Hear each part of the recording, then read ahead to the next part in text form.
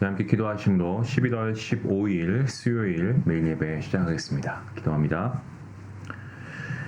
지금도 살아계시고 우리 가운데 역사하시는 하나님 아버지, 오늘도 우리에게 귀한 허락하시고 매일 예배를 통하여서 하나님 아버지께 찬양과 또한 기도와 또 우리가 말씀의 은혜를 통하여서 하나님께 더욱더 가까이 나아갈 수 있도록 인도해 주시니 감사합니다. 매일매일 우리의 삶이 하나님의 은혜이고 하나님의 인도하심이 분명히 필요함을 우리는 믿습니다. 하나밖에 없는 외아들 예수님을 십자가에 죽기까지 우리의 사랑하신 그 하나님의 놀라우신 사랑, 우리가 하나님을 입술로 사랑한다 하지만 우리는 과연 어느 정도까지 하나님을 사랑하는지요? 우리가 얼마만큼 우리 자신을 희생하고 우리가 얼마만큼 우리가 소유한 것들을 내려놓으면서까지 하나님 말씀에 순종하는 삶을 살아가고 있는지요? 하나님, 그렇게 살아가지 못하는 우리의 모습을 보며 먼저 하나님께 회개합니다. 하나님, 이 시간 간절히 기도하기는 우리가 이 매일 예배를 통하여서 하나님 아버지의 시선이 머무는 그곳에 바로 우리의 시선이 함께 머물 수 있기를 원합니다. 우리를 통하여서 하나님 아버지의 뜻이 온전하게 이루어질 수 있기를 원하고, 하나님, 우리가 사랑하기를 주님이 사랑하신 것처럼 우리도 그렇게 정말 남들에게, 우리 주변에게 나누어 줄 수 있는 조건 없는 사랑, 그리하여서 복음이 전해질 수 있는 귀한 통로가 되는 사랑을 우리도 할 수 있도록 하나님 힘과 능력 허락하여 주시옵소서. 하나님의 참된 자녀답게 세상 가운데에서 하나님의 복음을 증거하고 예수님의 사랑을 증거하고 그리스도의 사랑을 실천하는 자가 되게 허락하시고 복음을 살아내는 자가 되게 허락하여 주시옵소서. 그리하여서 믿지 않는 자들에게 우리의 행함을 통하여서 하나님의 영광이 나타나고 예수 그리스도를 영접하는 역사가 일어나게 허락하여 주시옵소서. 오늘도 우리에게 귀한 말씀 주심을 우리가 기대합니다. 아버지, 목마른 자가 정말 생수를 마시며 그 가람을 해결받는 것처럼 우리에게도 이러한 정말 목마름이 있게 하시고 갈증이 있게 하시고 하나님의 말씀 없이는 살아갈 수 없는 우리가 되게 허락하여 주시옵소서. 오늘도 말씀의 은혜를 사모하는 모든 자에게 하나님께서 크신 말씀의 능력을 더하실 것을 믿고 감사하며 예수님의 이름으로 기도합니다. 아멘. 찬송가 342장 함께 하시겠습니다.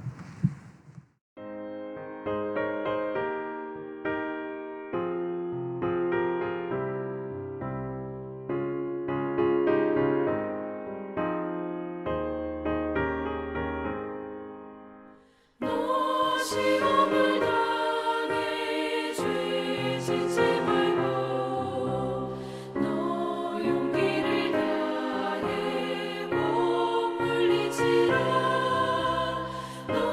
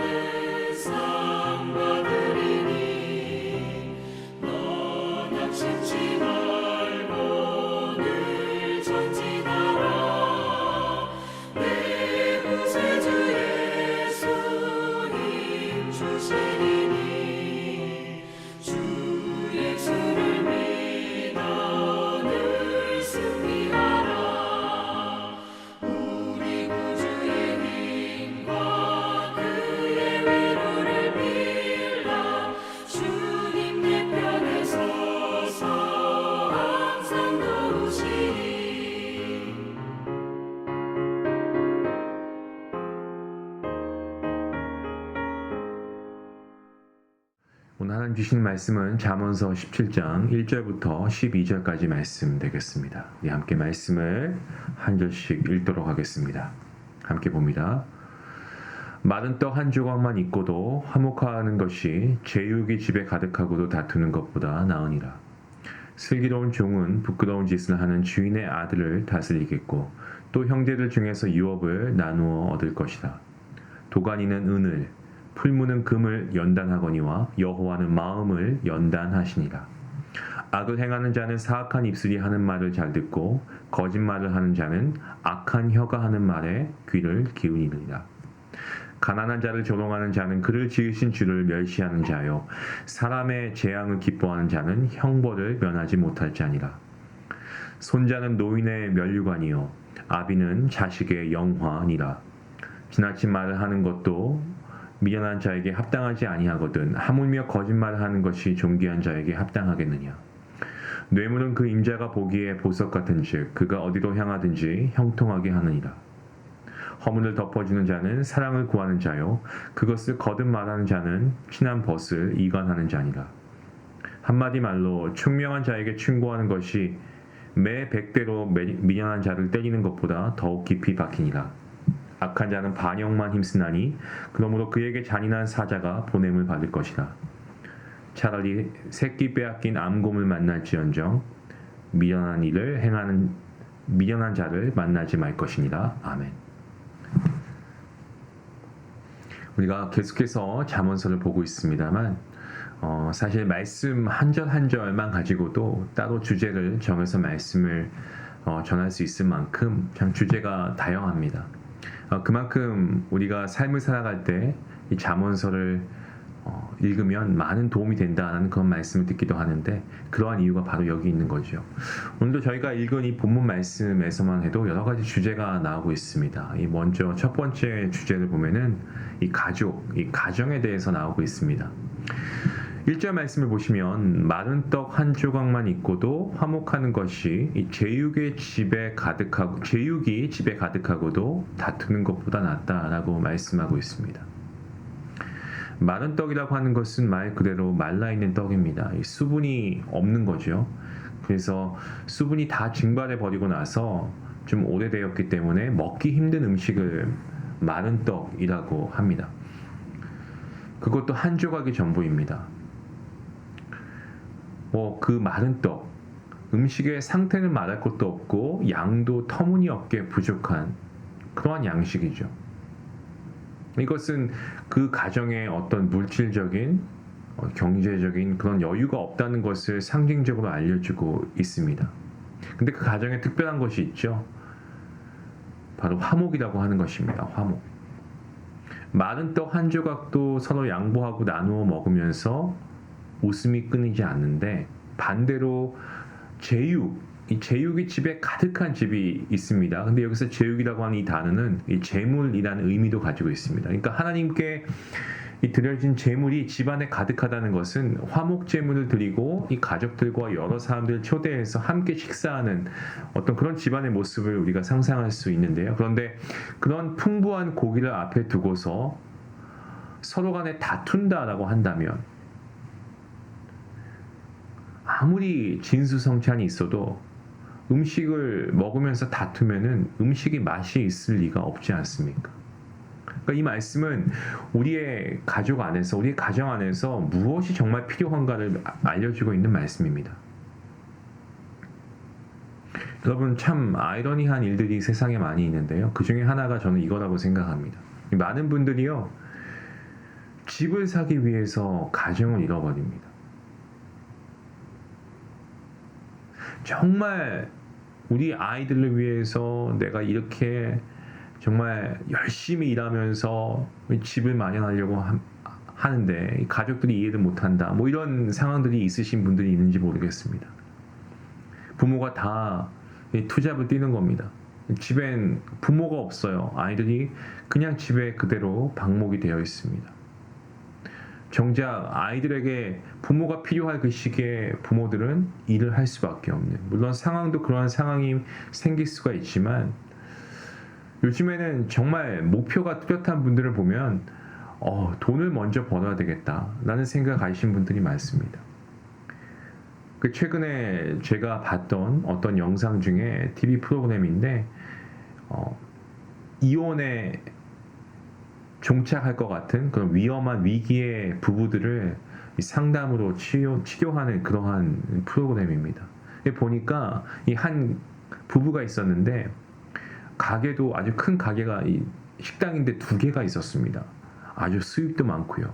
그런데 그 아이들이 이제 초등학생 갓 됐을까요? 아니면 유치원생 같기도 하고 그 아이들이 학교에 갔다 오면 그 가게에서 자기들끼리 그냥 뭐 아무것도 놀이감도 없고요. 그냥 시간을 보내다가 음식도 식당인데 엄마 아빠 하는 큰 식당이 있음에도 본인들은 그냥 뭐 김 몇 조각에 그냥 밥 알아서 챙겨 먹는 거예요. 그리고 졸리면 그냥 그 가게에 있는 의자의 한 구석에서 잠들곤 합니다. 그 모습을 관찰 카메라로 본 부모들은 정말 무엇을 위해 돈을 버는가라고 하면서 어머니와 아버지 2분 다 눈물을 훔치시던 것을 제가 보았습니다. 그러니까 돈을 많이 벌어서 자녀들 좋은 집에 살게 해주고 뭐 좋은 옷을 입히기 위해서 열심히 일한다. 하지만 그런 과정 가운데 가정이 깨어져 버리면 여러분 이것은 아무 소용이 없는 것 아니겠습니까? 가정이 중요합니까? 아니면 내 집 마련하는 것이 중요합니까? 당연히 가정입니다. 이 집은 가정이 머물기 위해 필요한 공간에 불과합니다. 하지만 많은 사람들이 내 집 마련 위해서 이 가정이 허물어지는 것도 모른 채 살아가고 있죠. 하지만 오늘 본문 말씀을 보면 이 가정의 참된 행복은 물질에 있는 것이 아니고 어떤 그 경제적으로 풍요롭고 그렇지 못함에 있는 게 아니고 서로의 관계 속에 화목이 있냐 없냐, 곧 관계가 좋으냐 좋지 않느냐 여기에 달려 있다는 것을 우리에게 말씀해 주고 있습니다. 때문에 이 말씀을 통해서 우리가 우리 가정을 한번 돌아볼 수 있으면 좋겠습니다. 또 오늘 본문 가운데서 또 하나의 주제가 나오는데 그것은 바로 이 관계이죠. 허물을 덮어주는 9절 말씀에 이 허물을 덮어주는 자는 사랑을 구하는 자요 그것을 거듭 말하는 자는 친한 벗을 이간하는 자이다 라고 말씀합니다. 이 9절 말씀은 타인의 허물을 어떻게 다루어야 하는가에 대해서 우리에게 말씀해 주고 있는 그러한 교훈의 말씀인데요. 타인의 허물에 2가지 반응이 나타날 수 있죠. 크게 2가지입니다. 하나는 덮어주는 거겠죠. 또 하나는 그것을 다 알리는 거죠. 드러내는 겁니다. 완전히 다른 반응이지만 이러한 2 반응에 따라서 관계의 결과가 확연하게 달라지는 것은 너무나 자명한 일입니다. 먼저 타인의 허물을 감싸주고 용서하는 그러한 사람에게는요, 주변의 사람들이 자꾸 하나하나 늘어갑니다. 반면에 타인의 잘못을 자꾸 드러내고 어떤 그 사람의 약점 이런 것들을 계속 이렇게 누설하거나 이러한 사람한테는요, 주위의 사람들이 한 명 한 명씩 다 떠나갑니다. 누가 자기 허물을 계속해서 이렇게 남들에게 얘기하는 사람은 누가 좋아하고 함께 있고 싶어 하겠습니까? 당연하죠. 근데 사실 우리가 어떻습니까? 특히나 우리가 연애할 때를 보면은 연애 길게 했다고 해도 뭐 10년 이상 하신 분들도 보면은 결혼하니까 상대방의 배우자의 다른 모습이 있더라라는 것을 보았다라고 얘기하는 것을 제가 들었습니다. 어떤 사람이든 가까이 하다 보면은 허물이 보이기 마련입니다. 사실 우리가 가까워질수록 더 우리가 노력해야 할 것은 더 이해하고 더 상대방을 배려할 수 있는 그러한 애쓰는 마음이 아닐까 생각합니다. 그래서 허물을 덮어주는 자는 사랑을 구하는 자이다라고 말씀하고 있는 이유도 바로 그러한 이유에서입니다. 여러분, 아기가 처음에 뒤집기를 하고 그 다음에 어떻게 합니까? 조금씩 기어다니죠. 그리고 자꾸 이 아이들은 서려고 합니다. 그리고 어느 순간 서게 됩니다. 그러면 그 부모가 얼마나 뿌듯한지 모릅니다. 자, 그리고 나서는 이 아기가 이 걸음마라고 하죠. 이 한 걸음 한 걸음 떼는 그 단계가 있습니다. 여러분, 이러한 과정들이 시간이 분명히 필요합니다. 어느 부모가 아기가 걸음만 못한다고 그 아이에게 책망을 하거나 도끼 눈을 뜨고 째려보는 사람이 어디 있습니까? 그 아기가 잘할 수 있게끔 기다려주고 인내하고, 그죠? 계속해서 격려하고, 사랑이 있기 때문에 가능한 거 아니겠습니까? 그러한 기다림으로 한 아기가 계속해서 이렇게 키워지는 거죠. 예수님께서도 오래 기다리심으로 이 제자들을 얻으셨습니다. 우리도 주위에 많은 사람을 기다려주고 덮어주고 용서해야 할 이유는 사실 너무나 많지만 주님의 인내심을 우리가 본다면 우리가 기꺼이 그렇게 해야 할 줄로 믿습니다. 주님께서는 십자가에서조차도 모든 인간의 죄를 그들에게 돌리지 말아달라는 기도를 하시지 않았습니까? 끝까지 우리를 용서하시고 우리를 품으시는 분, 우리 주님 아니십니까? 우리를 기다리시는 우리 하나님 아버지. 우리가 이러한 인내에 대한 부족함이 있다고 한다면 우리는 주님을 생각하고 하나님을 생각하고 우리가 정말 주위에 많은 사람을 기다려주고 우리가 그들의 허물을 덮어주고 용서해야 할 줄로 있습니다. 그러한 과정을 통해서 우리는요, 사람을 얻을 수 있고 궁극적으로 우리는 그들에게 복음을 전할 수가 있는 것입니다. 오늘 우리가 본문을 통해 또 하나의 주제가 나옵니다. 바로 그것은 본문 10절과 12절에 있는 말씀을 통해서 알게 되는 이 어리석은 자에 대한 부분이죠. 10절 말씀에 한마디 말로 총명한 자에게 충고하는 것이 매 100대로 미련한 자를 때리는 것보다 더 깊이 박힌다라고 말씀합니다. 그러니까 어리석은 자는 들을 귀가 없다라는 그러한 말입니다. 어리석은 자는 타인의 경고, 어떤 가르침 이런 거 다 무시합니다. 결국 자기가 맞다는 거예요. 자기 중심적이고 어떤 교만함으로 가득 차 있는 겁니다. 이러한 사람은 그 마음이 자기 중심적이고 교만이기 때문에 다른 어떤 이들의 말을 담을 마음에 공간이 없습니다. 꽉 자기 중심으로만 차 있으니까요. 하지만 지혜로운 사람은 어떻습니까?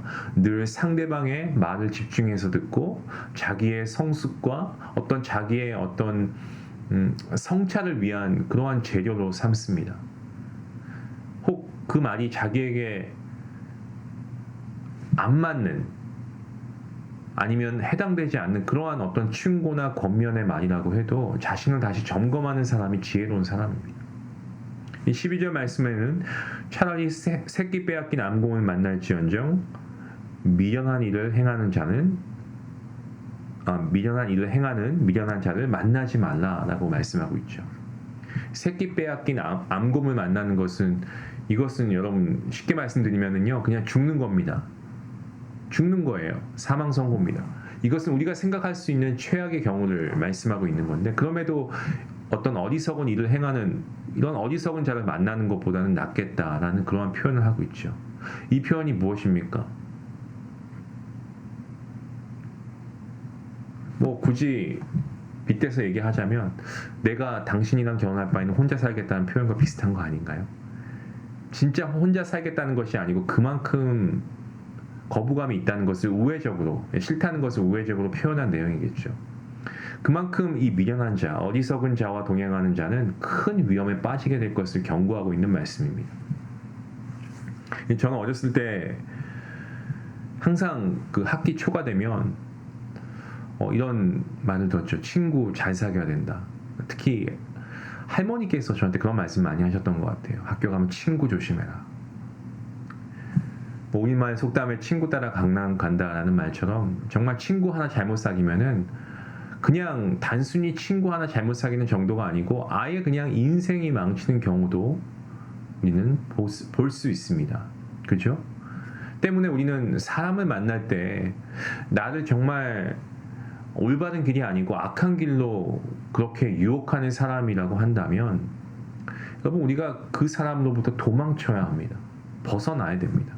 그 악한 사람과 악한 일에서 때로는 어떠한 희생과 어떠한 손해가 따른다고 해도 그 사람을 떠날 수 있는 결단이 있어야 합니다. 왜냐하면 우리조차 그러한 유혹에 빠질 수 있기 때문이죠. 그래서 그것을 오늘 이 본문에서 경고하고 있다라는 것입니다.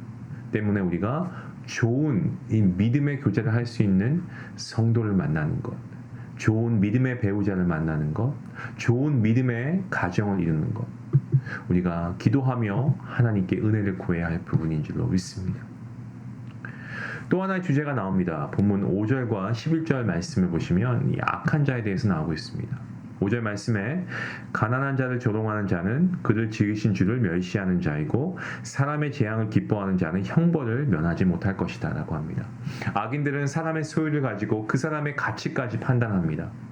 물질 많으면 아주 대단한 사람, 물질 부족하면 좀 내가 함부로 대할 수 있는 사람으로 그렇게 사회에서 우리가 그런 부분들을 경험한 적도 있고 또 우리가 목격하기도 합니다.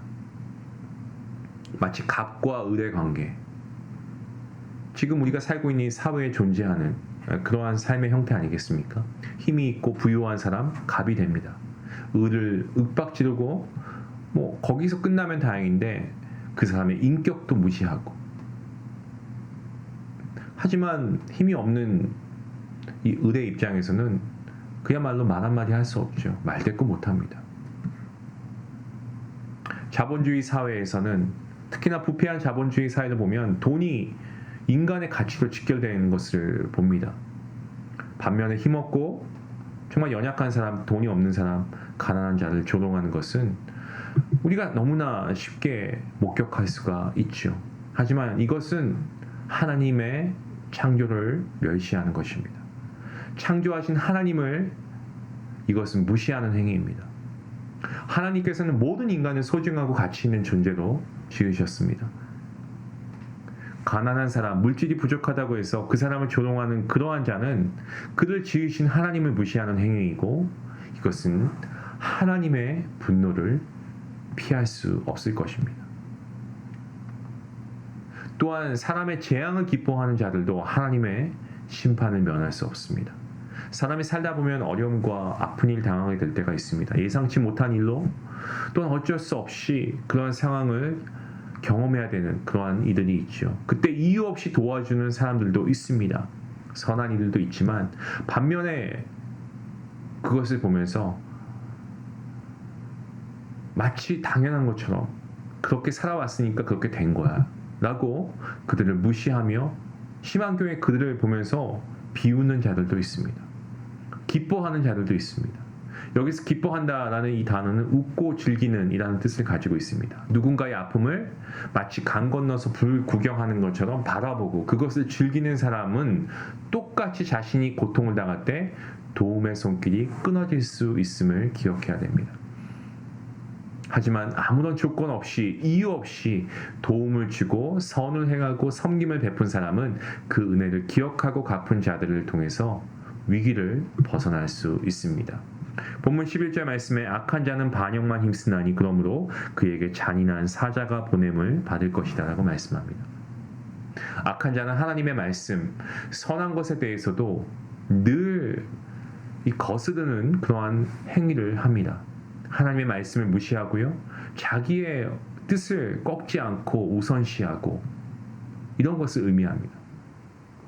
마음이 완고한 거죠. 강팍한 자입니다. 이러한 완고한 자에게 잔인한 사자가 보냄을 받을 것이다 라고 기록하고 있습니다.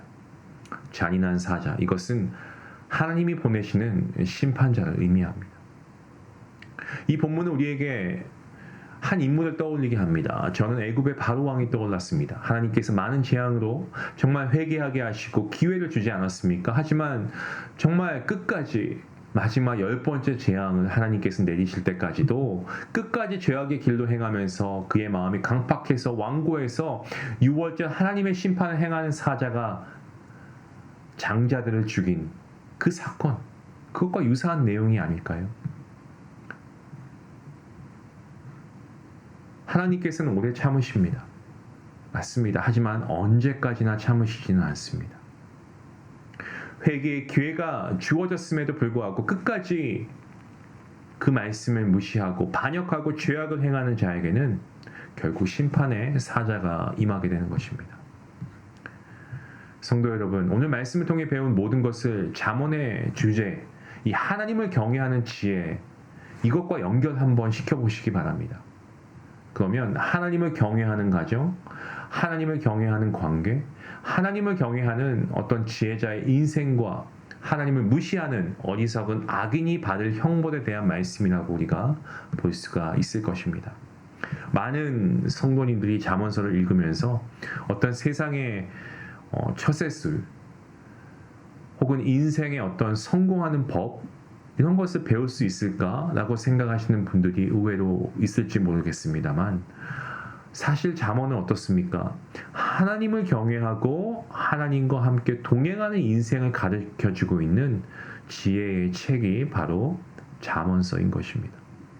사랑하는 성도 여러분, 오늘 하루 관계들 속에서 하나님을 우리가 정말 전심으로 경외하고 그리고 그 뜻을 이루어가는 삶을 살며 정말 나의 자만함을 내려놓고 회개하고 내 욕심과 내 아집대로 하지 않고 오직 하나님의 선하신 뜻대로 그 뜻을 우리가 분명하게 받들고 하나님을 신뢰하고 하나님께서 응답하시는 방법과 때는 하나님이 정하시며 하나님의 방법으로 이루실 것이다 라는 것을 믿음을 가지고 하나님께 나아갈 수 있기를 원합니다. 우리가 이러한 지혜자가 되었을 때 그것이 바로 잠언서가 얘기하는 하나님을 경외하는 지혜자인 줄로 믿습니다. 그 지혜자가 바로 저와 여러분이 될 수 있기를 주님의 이름으로 간절히 축원합니다. 우리 같이 기도하시겠습니다. 하나님 아버지 감사합니다. 오늘도 우리가 살아가는 우리의 삶 가운데 나의 뜻과 나의 욕심을 구하기 위해서 때로는 우리의 가정이 힘들어하는 경우도 있고 때로는 우리 주변의 사람들과의 관계가 무너지는 것도 깨닫지 못하고 살아갈 때가 많았던 것 같습니다. 어떤 때는 정말 어리석고 악한 우리의 모습을 통하여 하나님의 그러한 분노가 쌓이는 것도 우리가 외면하고 그저 세상의 성공과 유익을 위하여서 달려가는 그러한 우리의 인생이지는 않았습니까? 하나님, 오늘 이 말씀은 우리에게 깊은 경각심을 주는 말씀입니다. 우리의 어리석음이 먼저 하나님께 회개되어져야 할 줄로 믿사오니 주님, 우리의 자만, 우리의 이기심, 우리의 어떤 스스로의 잘남, 이 모든 것들 겸손하지 못했던 우리의 모습 하나님께 회개합니다. 이 시간 우리의 어리석음을 용서해 주시고 오직 하나님을 진정으로 경외하는 지혜를 주심으로 하나님을 경외하는 내가 되게 하시고 우리의 가정이 되게 하시고 우리의 교회가 되게 하시고 하나님을 경외하는 관계가 되게 하시고 정말 우리의 모든 삶에 겸손이 묻어나는 우리의 모습이 될 수 있게 원합니다. 그리고 결과적으로 우리의 모든 삶을 인도하시는 하나님 앞에 모든 것을 맡겨 드릴 수 있는 귀한 주님의 자녀가 될 수 있도록 하나님 함께 해주시옵소서. 감사하며 예수님의 이름으로 기도합니다. 아멘. 오늘 말씀 생각하시면서 함께 기도했으면 좋겠습니다. 혹시 내가 다른 사람들의 혼에 대해서 들춘 그런 모습은 없었는지 여러분 한번 과거를 한번 되돌아보시고 그리고 사랑으로 내가 덮고 있는 자인지 한번 생각해 볼 수 있으면 좋겠습니다. 예수님께서 우리의 모든 허물을 다 덮어주셨죠. 은혜 아니겠습니까? 그 은혜를 우리가 깊이 묵상할 수 있으면 좋겠고 오늘 말씀하신 것처럼 우리의 무너져 있는 가정 또 우리의 모든 관계 다시금 우리가 하나님 앞에 내어놓고 나아갈 수 있게 원합니다. 정말 우리가 하나님을 경외하는 인생이 되었으면 좋겠습니다. 그러한 우리가 될 수 있게 해달라고 같이 기도하겠습니다.